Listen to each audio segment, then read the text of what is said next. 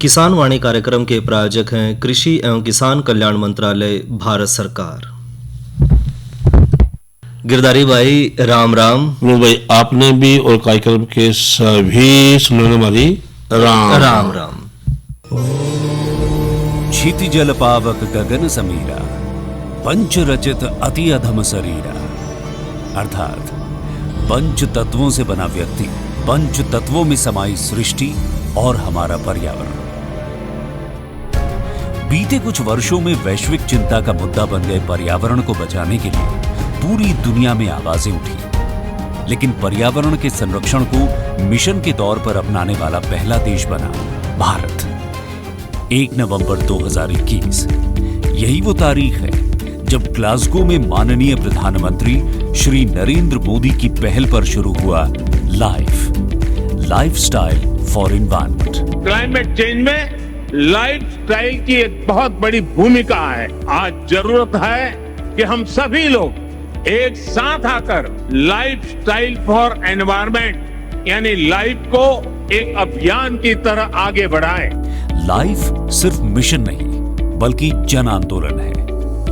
जल, जंगल और जमीन के बेलगाम दोहन के खिलाफ राष्ट्रीय स्तर पर प्रतिबद्ध लोगों का पर्यावरण संरक्षण के लिए अभियान। एक ऐसी जीवन शैली को जीने की आदत जिसमें पर्यावरण से मित्रता का भाव हो, न कि नुकसान पहुंचाने की नीयत। क्लाइमेट चेंज को ध्यान में रखते हुए स्वस्थ और टिकाऊ जीवन पद्धति है लाइफ का आधार। मिशन लाइफ का मंत्र है लाइफस्टाइल फॉर एनवायरनमेंट। केंद्रीय कृषि और किसान कल्याण मंत्रालय मिशन लाइफ के जरिए पर्यावरण को दे रहा है नई संजीवनी, और इसीलिए चलाए जा रहे हैं कई कार्यक्रम ताकि हरी भरी रहे वसुंधरा। मिट्टी की उर्वरता को पोषण के हिसाब से बरकरार रखना, कृषि में ड्रोन एप्लीकेशन के इस्तेमाल के फायदे और इसके तरीके का प्रदर्शन, जलवायु के हिसाब से फसल, बीज और विविधता यानी स्मार्ट एग्रीकल्चर को बढ़ावा, रेन वाटर हार्वेस्टिंग, वर्षा जल संचयन को लेकर जागरूकता, बायोगैस और कंपोस्ट यानी वेस्ट से वेल्थ, कबाड़ से समृद्धि के उपाय, टिकाऊ पैदावार और खपत के तरीके। हर वर्ष की तरह इस वर्ष भी 5 जून यानी विश्व पर्यावरण दिवस बेहद खास रहा, और इस मौके पर मंत्रालय द्वारा विभिन्न कार्यक्रम आयोजित किए गए। पर्यावरण को बचाने के लिए मंत्रालय सतत प्रयासरत है। अलग अलग योजनाएं इसी की हैं झलक, जैसे इंटीग्रेटेड पेस्ट मैनेजमेंट का असरदार अमल यानी खेती को नुकसान पहुंचाने वाले कीटों, जीवों और बीमारियों से फसलों की रक्षा, किसानों को परिस्थिति के अनुकूल टिकाऊ कीट प्रबंधन अपनाने के लिए प्रेरित करना ताकि रासायनिक उर्वरकों पर निर्भरता खत्म हो, एकीकृत न्यूट्रिएंट प्रबंधन यानी जिससे मिट्टी की उर्वरता बढ़े, साथ ही पैदावार में बढ़ोतरी हो, जैव उर्वरकों के इस्तेमाल से पैदावार की पोषकता बढ़ाने पर जोर ताकि पर्यावरण भी रासायनिक खादों से प्रभावित न हो और मिट्टी की उर्वरता भी बनी रहे। नेचुरल और ऑर्गेनिक खेती यानी प्राकृतिक और जैविक कृषि को बढ़ावा योजना का खास अंग है। प्राकृतिक खेती प्रबंधन इसलिए है एक महत्वपूर्ण मिशन। पर ड्रॉप मोर क्रॉप, पानी की एक एक बूंद पैदावार बढ़ाने में काम आए, यही लक्ष्य है प्रधानमंत्री कृषि सिंचाई योजना का, जिसका फोकस माइक्रो इरिगेशन पर है, क्योंकि जल बचेगा तो हमारा कल बचेगा। मंत्रालय का एक ध्येय पर्यावरण का बचाव सर्वप्रथम उद्देश्य, और यही है मिशन लाइफ का पैगाम। पर्यावरण रक्षा पहला काम, मिशन लाइफ। आइए प्रकृति की मुस्कुराहट को लौटाएं।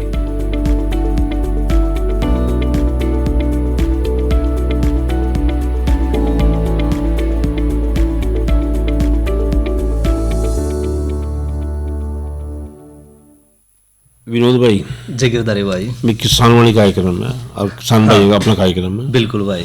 और इस कार्यक्रम तक मेरा यू देश है कि जो भी जानकारी हम उन तक पहुँचा सकें, खासकर जरूरी है मौसम के हिसाब से जी, तो तक फायदा हो। बिल्कुल भाई। लेकिन एक बात तो है, क्या जी? आए कार्यक्रम में पहले आप एक जरूरी काम करो, क्या? एक प्रश्न पूछो। हाँ यार, जो किसान भाई हैं उनकी विवर ले लें कि भाई कितनी ज्ञान है, कितनी जानकारी है।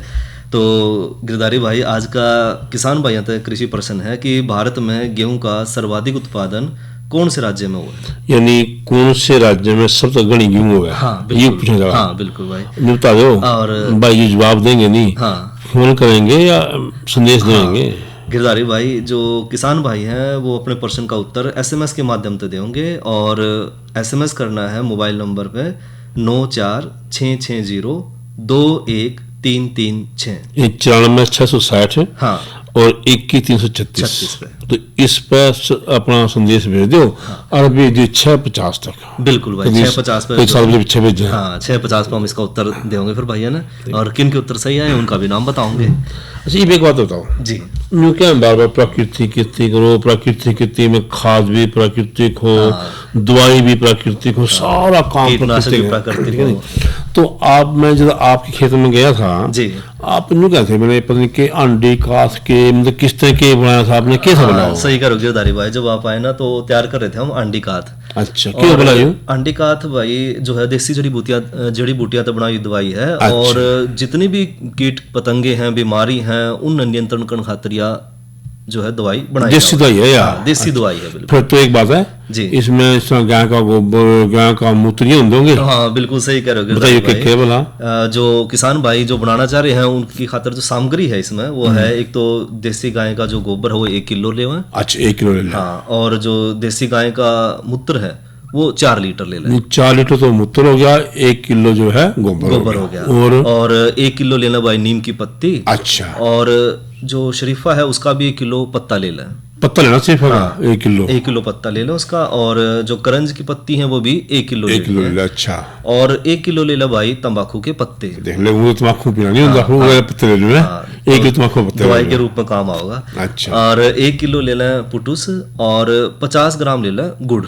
गुड़ खाओगे ना, गुड़ फिर उसमें मिलाना है, मिलाना, जिससे चिपक सी जाए। हाँ चिपक जाए। अच्छा अच्छा। और साथ में भाई 1 मुट्ठी ले लें डिमा काली मिट्टी। माटी की 8 कर दूं। हाँ। 1 किलो तो आपने बताया जो है गाय का गोबर। बिल्कुल भाई। 4 लीटर तो आपने गाय का मूत्र, और 1 किलो नीम की पत्ती, जी। 1 किलो शरीफे की पत्ता, 1 किलो अपने करंज की पत्तियां, जी। 1 किलो आपने तम्बाकू का पत्ता, 1 किलो आपने पोटस, और गुड़ 50 ग्राम बताया। हाँ। और 1 मुट्ठी और गई डिम्बा काली माटी। माटी। ये सारा सामान ले लिया। हाँ, ये सारा फिर क्या करा उसका? हाँ, उसके बाद गिरधारी भाई जो सारी सामग्री है इन अच्छी दाल तक कूट लें। अच्छा। और कूट काट कर अच्छी दाल मिलावा, एक मिट्टी के बर्तन में इन्हें भर लें। क्या दिन खातर? और इन्हें भर कर रखा 7 दिन खातर भाई। अच्छा। और 7 दिन के बाद गिरधारी भाई जो सामग्री है उसने अच्छी तरह से निचोड़ लें, और उसकी जो कात है वह निकाल लें। अच्छा, और इस कात में जो है मरीन जो कपड़ा है बिल्कुल मार्किन का जो कपड़ा हाँ, है। हाँ मार्किन वाला जो कपड़ा है उसमें बड़ी दाल छान ले और डब्बे में भर ले। अच्छा। और जो बची हुई सामग्री रहे जो उसमें फिर जो है मिट्टी के बर्तन में डाल के 1 लीटर उसमें मिला ले गाय का मूत्र, और उसमें देसी गाय का हाँ देसी गाय का जो है वो मूत्र मिला के रखें। अच्छा। और ये जो कात है वो हर हफ्ते जो है लेनी है, और उसमें 1 लीटर गाय का मूत्र मिलाना है। अच्छा। और अगले 6 महीने तक या जो अंडी दवा है इसने निकाल ले, इसका प्रयोग कर देना। प्रयोग करते रहेंगे इसमें। हाँ हाँ। और अच्छा, एक तो मैंने जी इसे स्प्रे करना पड़ता है, फिर किस तरह करेंगे? हाँ गिरधारी भाई, प्रयोग किस तरह करनी है या तो जो 100 मिलीलीटर कात है उसने 5 लीटर पानी मिलाकर खड़ी फसल में उसका स्प्रे करें। अच्छा। और जो फल छोटी है फिर? हाँ, जो फसल छोटी है, पौधे छोटे हैं, तो 10 लीटर पानी में 100 मिलीलीटर जो है हांडी काथ मिलावें। और इस खाद का जो स्प्रे है वो 10 से 15 दिन के अंतराल पे किसी भी फसल पर हम कर सकें। भाई एक बात बताओ जी। क्या इसमें शैम्पू भी लावा? हाँ गिरधारी भाई, जो दवा है उसमें स्प्रे खातर 15 लीटर पानी में 1 रुपये वाला जो पैकेट है शैम्पू वाला वो मिला लें। बस एक पी वाला ही? हाँ, वो 1 रुपये वाला जो पाउच आवा है अच्छा, वो मिला लें। और स्प्रे का जो समय है वो सुबह शाम कोई जो है स्प्रे अपन दोपहर निकलना। हाँ, दोपहर में नहीं करना भाई। तो दिया तो हमें अच्छा होता है कि भी जो मैंने कीटनाशक है उनका रासायनिक की बजाय हम देसी प्रयोग कर सकें। देसी जो है ये भी नहीं बताओ, देखो अपना लगा तो जीरी बहुत है। हाँ, तो जीरी लाने समय दाल लाने समय कुछ बातें ख्याल रखना पड़ेगा। बिल्कुल गिरधारी भाई। और वह बातें जिन तैयार हम ध्यान रख के अच्छे फसल लें। हाँ भी नहीं बताओ, आप मैंने कोई बात बताओगे या अपन खेत में चलना पड़ेगा? नहीं, बात तो वो बताऊंगा, अपने खेत में भी चलना पड़ेगा। अच्छा। लेकिन खेत में डॉक्टर साहब हम तब करेंगे बात कि भाई किस तरह जो है हमने जीरी की प्योद लानी है। आप बात करके आए हो? हाँ, बात करके आए तो मैंने सुना फिर तो क्या सुनाओ भाई ना भी बात है। आज हम बातचीत करेंगे धान की अच्छी पैदावार कैसे लें, और इस विषय में जानकारी देने के लिए हम बातचीत कर रहे हैं डॉक्टर जे.एन. भाटिया जी से। आप पूर्व वैज्ञानिक हैं कृषि विज्ञान केंद्र कुरुक्षेत्र में।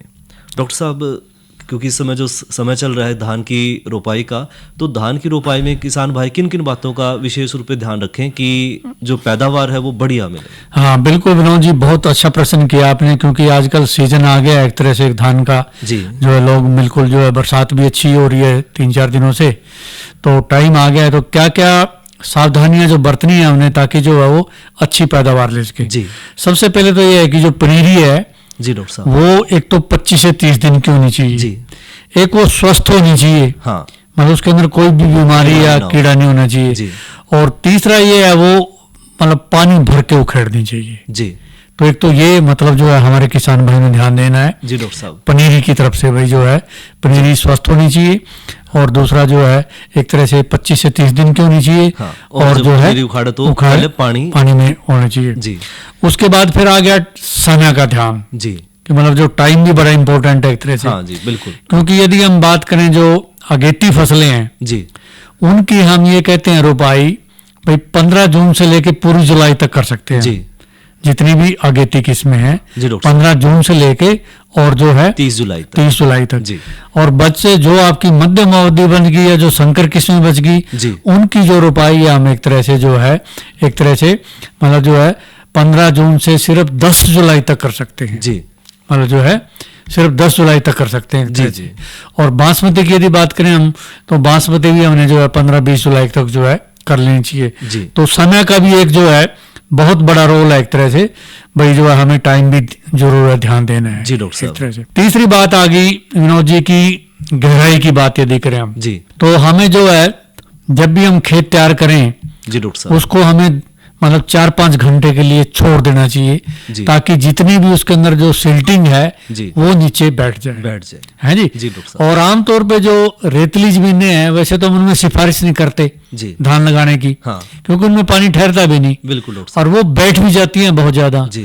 तो उनमें यदि कोई किसान मानते तो है नहीं, लेकिन फिर भी हमारा उनको आगाह है जी। भाई उसको पूरा दिन, हाँ। जैसे कल उसने पाड़े काटे तो अगले दिन मतलब उसमें जो है रोपाई कराएं। कराएं। क्योंकि आमतौर पे देखा गया हम ये सिफारिश करते हैं जी। भाई 1 इंच हमें गहरी लगनी चाहिए हमारी, हाँ। जो है एक तरह से।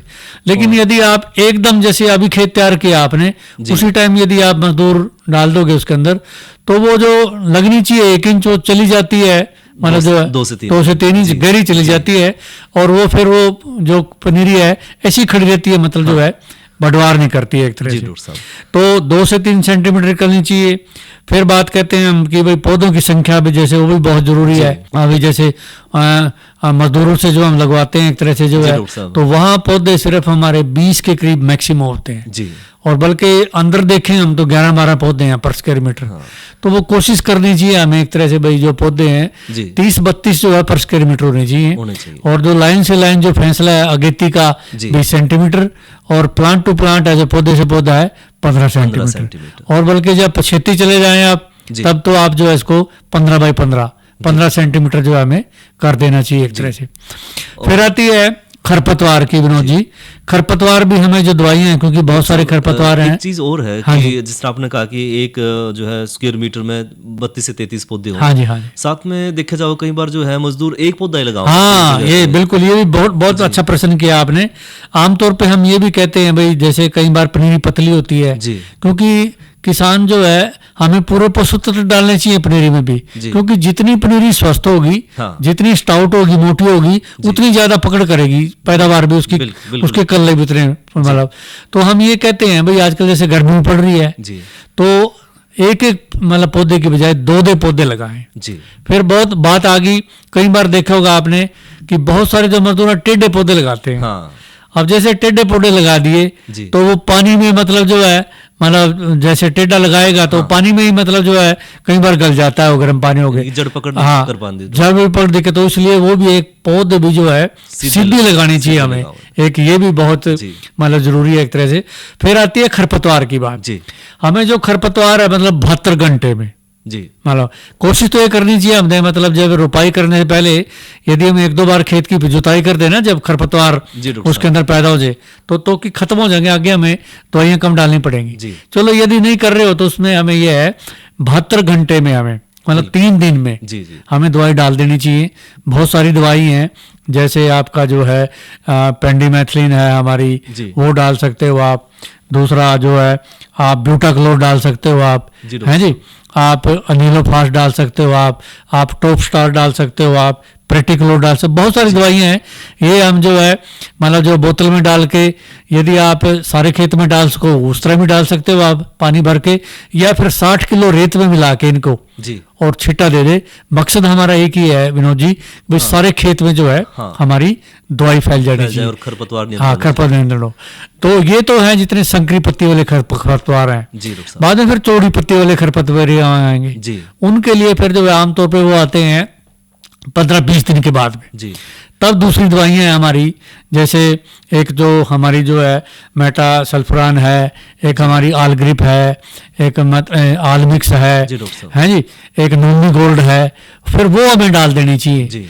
इनमें एक ध्यान रखना है मतलब विनोद जी कि भाई जब भी हम ये दवाइयाँ डाल लें, जैसे आजकल जो आपकी ये नोमी गोल्ड है या सनराइज है, राइस स्टार है, इनमें वैज्ञानिक ये सिफारिश करते हैं भाई जब भी आप दवाई डालें उसके 1 दिन पहले और 1 दिन बाद में मतलब खेत में पानी होना चाहिए। तो जब ये मतलब जो है अच्छी तरह काम करती हैं। फिर हम यदि बात कर लें कि जो पानी का लेवल है ये भी बहुत मतलब इम्पोर्टेंट है, बिल्कुल, क्योंकि शुरू में जो हमें जिस टाइम हम जैसे रोपाई कर रहे हैं 7-8 दिन हमें 2 से 3 सेंटीमीटर पानी भर के रखना चाहिए। जिस टाइम पौधे जड़ पकड़ जाए उसके बाद हम पानी का लेवल बढ़ा देते हैं, 3 से 5 सेंटीमीटर कर देते हैं।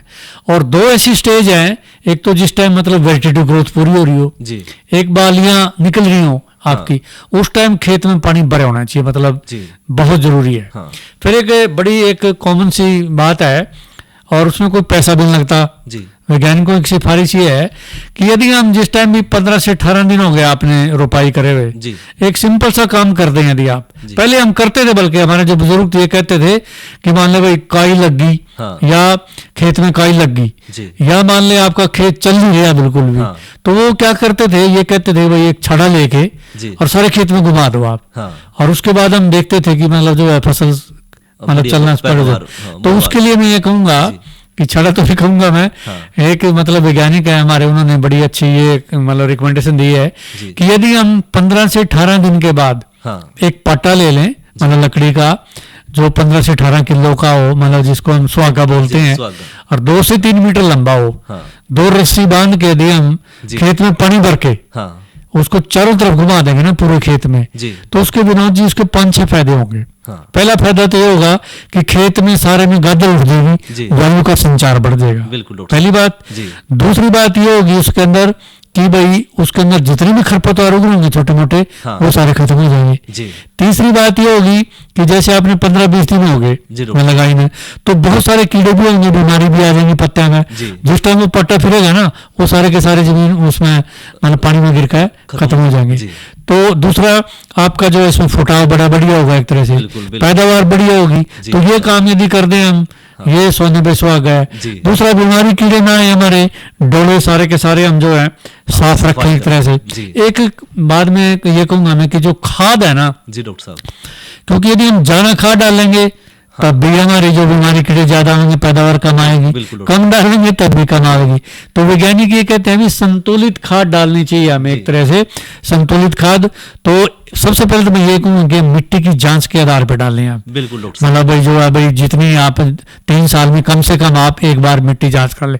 नहीं भी जांच करवाओ आप तो 4 हिस्से नाइट्रोजन, 2 हिस्से फास्फोरस, 1 हिस्से पोटास और 10 किलो जिंक। और हम ये कहते हैं विनोद जी की भाई पूरी पोटास, पूरा फास्फोरस, पूरा जिंक वो तो हमने या तो हम जिस टाइम कद्दू करें उसी टाइम डाल दे, और या 7 दिन में डाल दे, और 1/3 नाइट्रोजन, और जो बच गई हमारी खाद वो 3 सप्ताह रोपाई के बाद और 6 सप्ताह बाद यदि हम डाल देंगे तो मतलब जो हम अच्छी पैदावार ले सकते हैं। एक जाते जाते एक और बात बता दूं मैं, जिंक एक ऐसा तत्व है जिसको हमारे किसान ये तो डालते नहीं, या कम डालते हैं, और उसका फुटाव बहुत कम होता है, उनकी पैदावार कम निकलती है, कच्ची पक्की फसल निकलती है। तो मैं ये कहूँगा कि भाई यदि जो खराब जमीन में हमें 20 किलो नहीं तो 10 किलो जिंक है, रुपाई के टाइम हमें डाल देना है 21%। और यदि उस टाइम ना डाला हो, चलो भाई पैसे नहीं है या टाइम नहीं मिला, तो भाई उसके जो लक्षण है 20 से 25 दिन बाद आएंगे फसल में, कि जो तीसरी से चौथी पत्ती है उस पर जर लग जाएंगे, जैसे हम पान खा लिया ना, थूक देते हैं हम, इस तरह का मतलब जो जर लग जाएगा, जैसे आपके लोहे पे जर लग जाता है, तीसरी से चौथी पत्ती है, पौधों की बढ़वार रुक जाएगी, जड़ें काली हो जाएंगी। उस टाइम उसको सुधारने के लिए हम यदि 2.5 किलो यूरिया और आधी किलो जिंक जो 21% है, और 100 लीटर पानी में घोल बना के विनोद जी यदि हम छिड़काव कर देंगे तो मतलब सोने पे सुहागा हो जाएगा। तो इन बातों का यदि हम ध्यान रखेंगे, निश्चित तौर से हम जो है धान की बहुत अच्छी पैदावार ले सकते हैं। Doctor JN. भाटिया जी, आपने किसान भाइयों को इतनी महत्वपूर्ण जानकारी दी। उम्मीद है कि किसान भाई जो है इससे फायदा उठाएंगे और अच्छी भरपूर पैदावार लेंगे। इसके लिए आपका बहुत बहुत धन्यवाद। धन्यवाद विनोद जी। विनोद भाई जी गिरधारी भाई, ये समय तो उसके आ गया।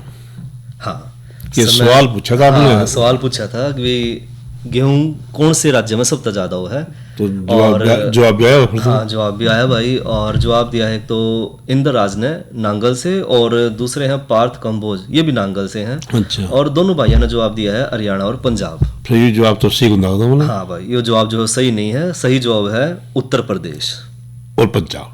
हाँ, पहले नंबर पर उत्तर प्रदेश है। हाँ, और दूसरे नंबर पर पंजाब। अब तो भाई बता दें कि उत्तर प्रदेश में 34% गेहूं का उत्पादन हुआ है। बिल्कुल भाई। तो ये भाई ठीक कर लेंगे, फिर जवाब दिया, इनका बहुत बहुत शुक्रिया। और ये भी बताओ, मतलब बिना मौसम की खेती हो उसका बोला ना गिरधारी भाई, बिना मौसम के तो नहीं। तो बताओ ना, फिर मौसम के की उम्मीद है। मौसम का भी जिक्र कर लें, सुना है मौसम की भी जानकारी। किसान भाइयों राम राम। मौसम पूर्वानुमान एवं कृषि सलाह के साथ मैं हूं डॉक्टर ममता, मौसम विशेषज्ञ, चौधरी चरण सिंह, हरियाणा कृषि विश्वविद्यालय कृषि विज्ञान केंद्र कुरुक्षेत्र। किसान भाइयों, जिले का आज का अधिकतम तापमान 32.4 डिग्री सेल्सियस रहा, न्यूनतम तापमान 27.4 डिग्री सेल्सियस रहा।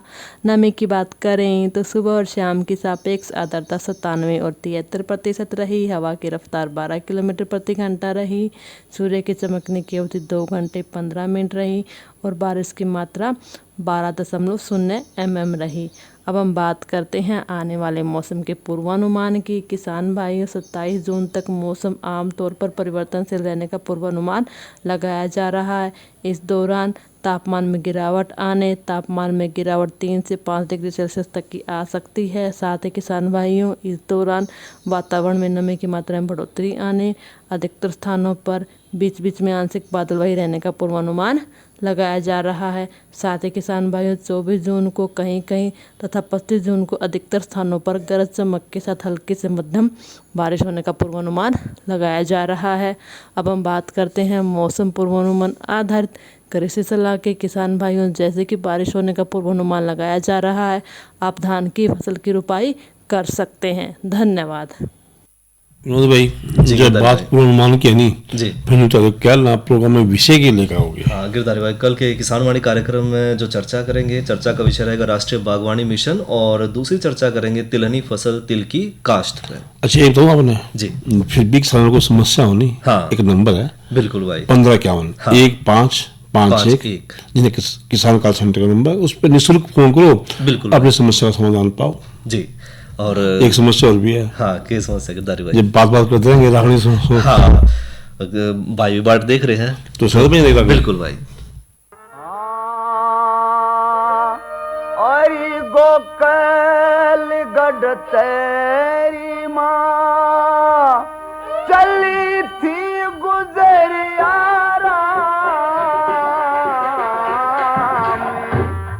वाहे गुजरिया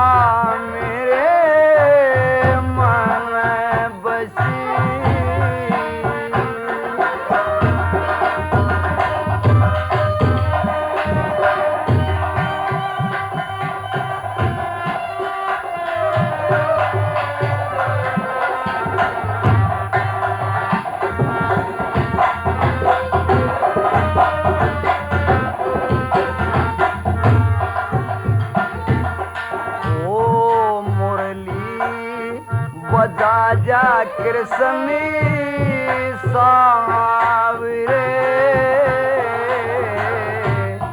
गोपी बुलावे आजा तावरे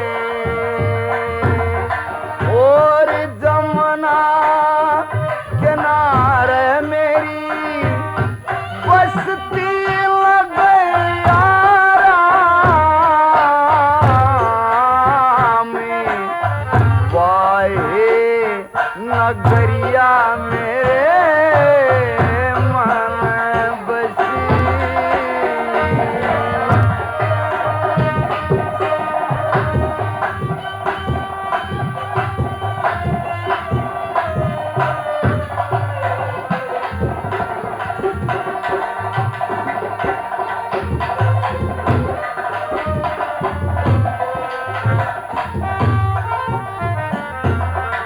और रस्ते सर चलूं तेरा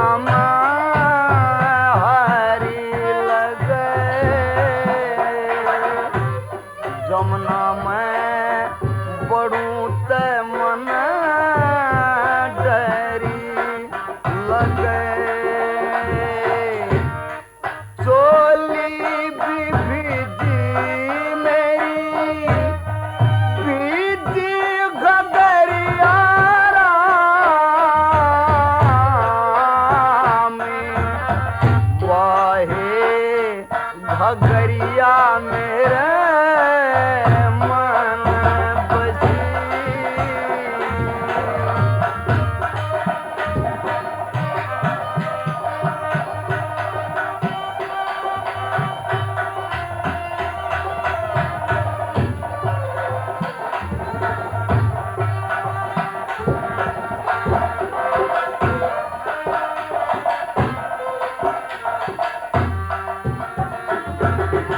आज मटकी ते पुची सडे तीन की बाती रही ना किसे दीन की पिया धाम पावे मेरी फूटी जजरिया में वाहे झजरिया मेरे मन बसी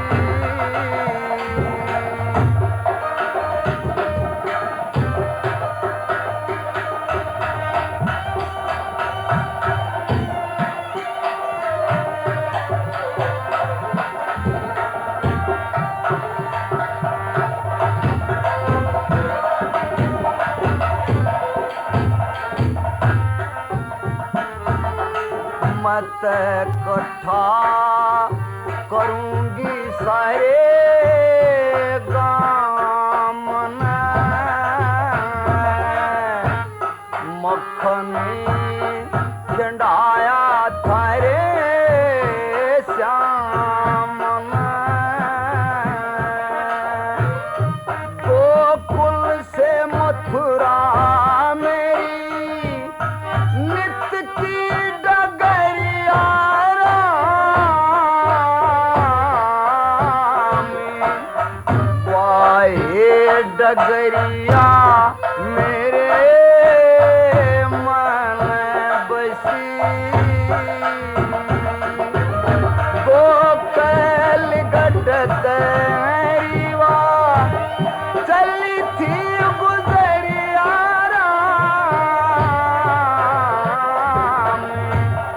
वाहे गुजरिया मेरे मन बसी। किसान वाणी कार्यक्रम के प्रायोजक थे कृषि एवं किसान कल्याण मंत्रालय, भारत सरकार। और इसके अलावा आज का किसान वाणी कार्यक्रम समाप्त हुआ। कार्यक्रम के सभी सुनाने की दारी और विनोद भाई की राम राम।